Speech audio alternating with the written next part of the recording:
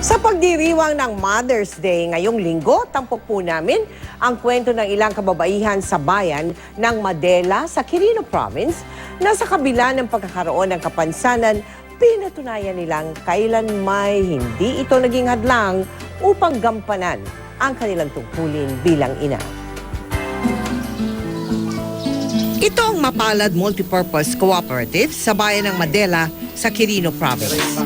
Dinayo ng Kapuso Team upang kilalanin ang mga kababaihang may kapansanan na gumagawa ng iba't ibang klase ng furniture. Isa si Cheryl sa mga miyembro nito. Mababa na po yung isang paa ko. Hindi po magpantay. Nung nag-graduate po ako ng 4th year, nag-work po ako dito. Gaya ni Cheryl, may kapansanan din si Jocelyn. Malabo yung mata ko. Naranasan ko na sinasabi nila na duling ako. Bakit ganito yung mata ko? Hirap man makakita dahil sa problema sa paningin. Nagsisikap pa rin siya para sa kanyang pamilya.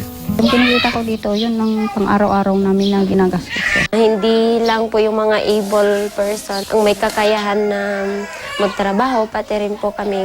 Para kina Cheryl at Jocelyn, hindi kailanman naging hadlang ang kanilang kapansanan para gampanan ang pagiging isang ina.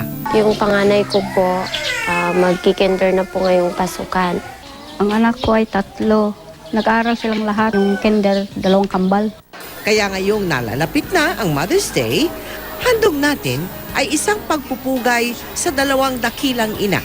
Sa ating pamamahagi ng mga gamit pang-eskwela sa Quirino, kabilang ang kanilang mga anak sa 3,000 mga bata na ating nabigyan. Maraming tulong po to, sir, para sa aking anak. Hindi na po kami mamumroblema ng pambili. Saludo po kami sa inyo. Kung magkakaisa